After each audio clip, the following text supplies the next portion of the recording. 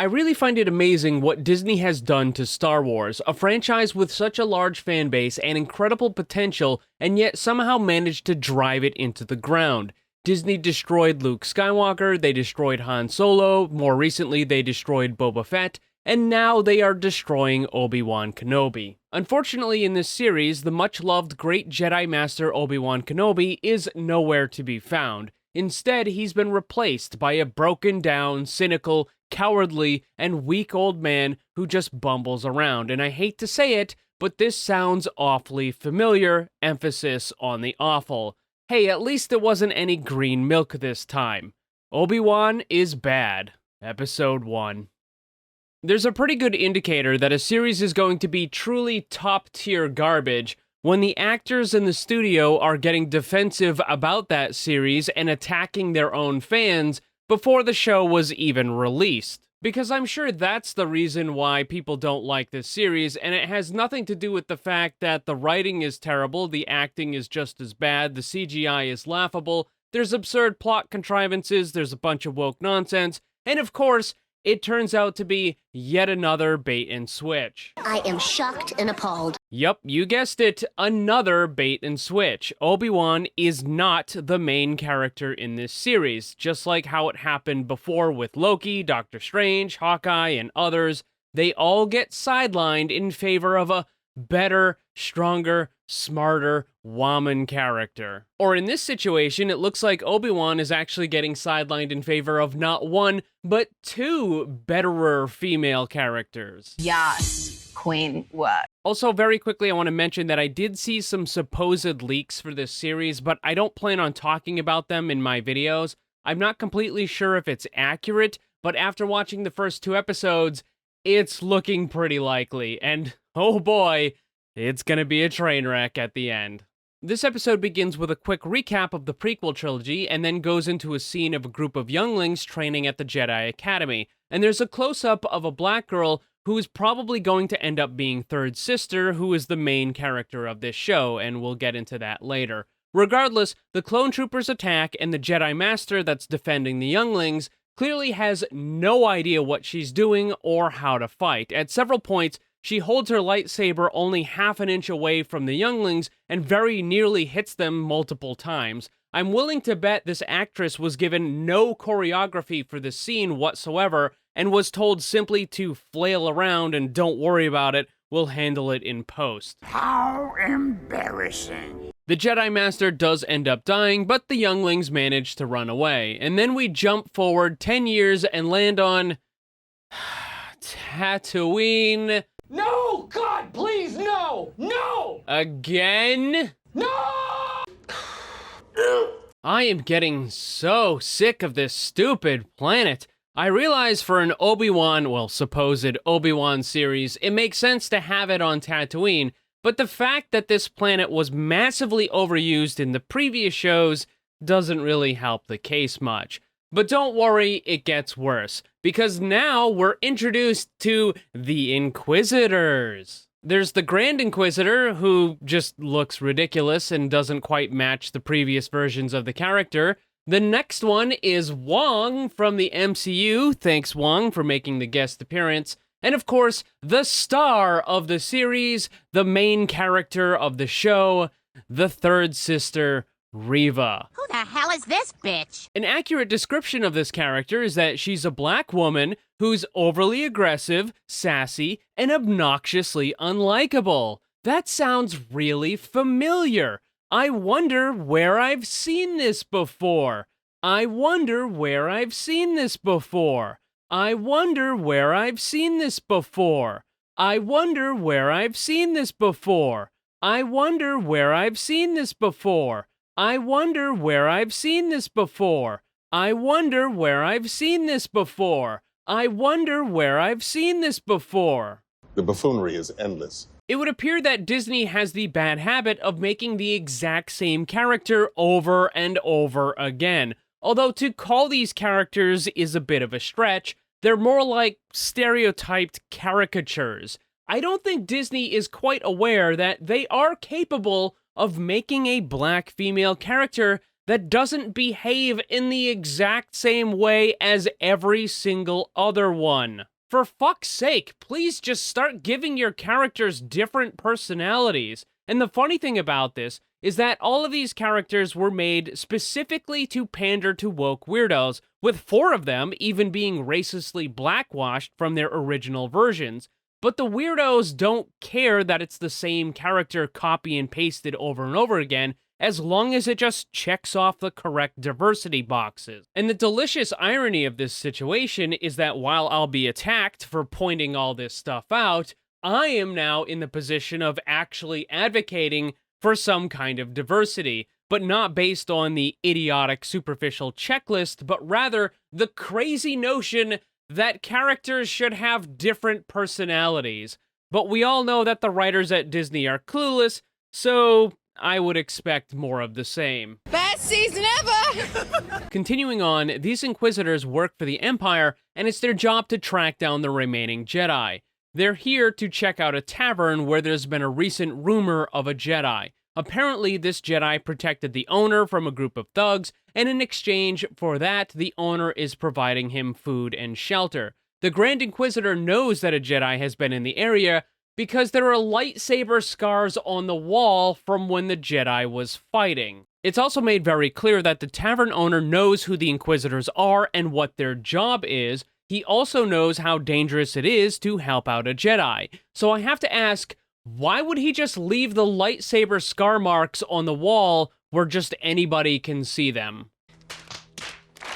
Now, I'm not saying that he needed to try to repair the stone in the wall right away, but he could have at least made some attempt to cover it with some kind of a curtain or a painting or a tapestry. Leaving those marks there is like having a giant neon sign telling the Empire that there was a Jedi there. But it gets dumber. Riva throws a knife that the Jedi stops before it's able to hit the tavern owner, thus revealing himself. And then the Jedi tries to escape, but Riva slashes at him with her lightsaber. However, the Grand Inquisitor doesn't want to just outright kill the Jedi, he needs to question him, so the Grand Inquisitor uses the Force to stop Riva's lightsaber just as it begins cutting into the Jedi's shoulder. And at this point, the lightsaber is not moving at all because it's being held in place by the Force, but it's also burning the Jedi's arm. But for some reason, he doesn't actually try to move away from it. He just stands there like an idiot letting it burn his arm until the Grand Inquisitor uses the Force to push Riva away. How dumb are you? I have to imagine that this guy burned his hand on a stove more than a few times. Seriously, how dumb does he have to be to just stand still and allow himself to be burned by a motionless lightsaber? Regardless, he runs away and then the scene moves over to Obi-Wan. He's also on Tatooine and working in some large open-air outdoor butcher shop, which I have to say probably doesn't seem like a good idea on Tatooine, considering the amount of sand that gets blown around constantly. I don't like sand. Whatever. As the work shift is ending, Obi-Wan steals some of the food that he's been cutting up. And when the workers are leaving, they have to punch out and collect their credits for the day. The guy in front of Obi-Wan complains that he didn't get paid as much as before, and then the boss threatens to fire the guy, and Obi-Wan just stands there like the gutless coward he's become. Here's the thing about this scene. It's trying to make the boss look like he's the bad guy when we just saw Obi-Wan stealing some of the food that was meant to be sold. And it's not like this is the only time he does it. Obi-Wan steals every single time he goes to work. We see this multiple more times throughout the rest of the episode. And I know that the writers were very obviously and desperately trying to make some sort of stupid point about capitalism business bad, and you have bosses that take advantage of their employees. But the reality is that if your workers are stealing the product that's meant to be sold, then you're not going to have as much to sell, which means less profit, which means that you have to pay the employees less. So the moral of the story is, stop stealing, you morons! But don't worry, it gets worse. Obi-Wan heads back to his home, which is just a cave out in the middle of nowhere, and he starts to cook dinner, which is just a pot of soup. And you might be asking, okay, it's just a pot of soup, how could they possibly mess that up? Well, They could make the soup out of CGI. My disappointment is immeasurable, and my day is ruined. When I first saw this, I didn't quite believe what I was seeing, and I had to rewind and replay it several times. But yes, they actually made the soup out of CGI, and there are a tremendous amount of stupid things in this show, but for the life of me, I simply cannot fathom why Disney felt the need to spend money making Obi-Wan's soup out of CGI. Rather than just going to the market and buying a $2 can of soup, Disney likely spent 1,000 times more for this 3 seconds of CGI soup. And it just boggles the mind as to why they would do this. Please, sir, I want some more. Later that night, Obi-Wan drops off some toys for Luke, but on his way home, he's confronted by the Jedi from earlier in the day. The Jedi recognizes Obi-Wan and begs for help, but Obi-Wan takes a page out of Jake Skywalker's book and refuses. Disney just loves to take longtime fan-favorite characters and turn them into walking garbage. Go away! The next day, Uncle Owen finds Obi-Wan in town and throws the bag of toys at him. Owen says that he doesn't want Obi-Wan involved in Luke's life at all because of what happened to Anakin. But Obi-Wan says that eventually Luke will need to be trained, but Owen simply doesn't want that. I don't want it. Suddenly, the Inquisitors show up and begin threatening everyone in the area. Of course, through miraculous plot convenience, Riva begins talking to Owen and asks if he knows about any Jedi. Literally the only guy in the crowd that would know about Obi-Wan, and she just so happens to talk to him.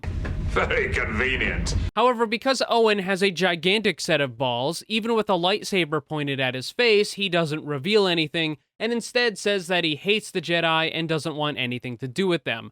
And then Wong tells everyone in the crowd that if they find information about the Jedi, that they will be rewarded, and then the Inquisitors leave. We're then introduced to a young Princess Leia. Both she and Luke are 10 years old at this point. For now, we don't know much about what Luke is doing, but apparently Leia is the smartest child in the universe.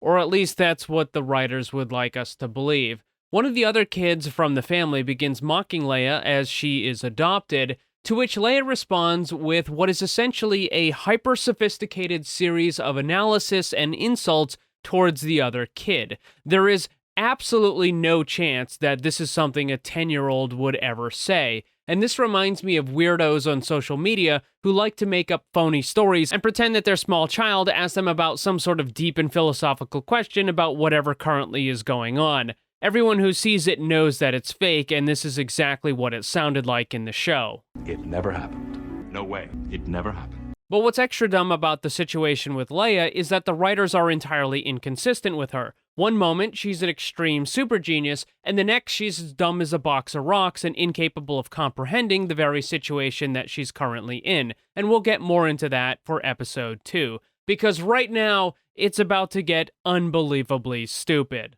Leia doesn't want to be at the party anymore, so she just runs off into the woods by herself, and I have to wonder, why isn't there a personal guard specifically assigned to watch over the princess? This seems like a fairly large oversight in security. After all, her family is not just one of the most rich and powerful on that planet, but throughout the entire galaxy. You're telling me they couldn't afford to hire a couple more security guards to have 24/7 watch over the princess? That seems kinda dumb. Regardless, Leia is confronted by 3 mercenaries in the woods who try to capture her, but for some bizarre reason, a 10-year-old Leia is able to outrun 3 grown adults. Most illogical. You can very obviously tell that the mercenaries are running at a deliberately slower pace specifically to not catch up with Leia, and at other times they will shift the camera angles around so that the guy that was mere inches away suddenly becomes 15 feet behind her. I barely have a reason to care, and even I noticed. During the chase, Leia ducks under a tree branch that's about 4 feet off the ground, and yet one of the mercenaries runs straight into it, very obviously on purpose, rather than just ducking under it slightly in order to allow Leia to get away. I can't wait to see what next preposterous thing you're going to try. This entire scene is stupid and phony beyond comprehension. The show is trying to create a big sense of tension, and in order to do so, they need to teleport the mercenaries away from Leia, numerous times using camera trickery in order to try and get the audience to believe that for some bizarre reason, 3 grown adults are incapable of catching up with a 10-year-old. It's garbage! And believe it or not, this situation with the fastest 10-year-old in the universe is going to come up again in episode 2, and it's even worse. Continuing on, Obi-Wan gets a transmission from Senator Organa telling him about the situation and asking him to go after Leia, but of course Obi-Wan refuses because he's a washed-up has-been. However, not taking no for an answer, a day or so later, Senator Organa shows up at Obi-Wan's cave to ask in person, whereupon Obi-Wan finally agrees to go after Leia. It's then revealed that the person who hired the mercenaries is Ririva, and the purpose of this was specifically to draw out Obi-Wan from hiding. Now you might be asking, does Ririva know that Leia is Anakin's child? Because that would seem like a pretty significant plot hole considering that she works directly for Darth Vader and he wouldn't find out about Leia until many years later. But just like all shitty Disney writing, this situation is given a single throwaway line of explanation in the second episode. Essentially, Ririva saw that Obi-Wan had some kind of connection to Senator Organa in the archives, and that is it. We're not given any more information than that. So essentially, it's just a bunch of absurd plot contrivance that doesn't really make any sense, but needed to happen in order for the show to move forward. Now, if you recall, Obi-Wan's sole job was to protect Luke, but now he just says fuck it and leaves the planet in order to do the job that Senator Organa was supposed to be doing, but was too stupid to hire a personal guard for Leia. And as terrible as all of this has been, the next episode is even worse. But for now, that's the end of episode 1.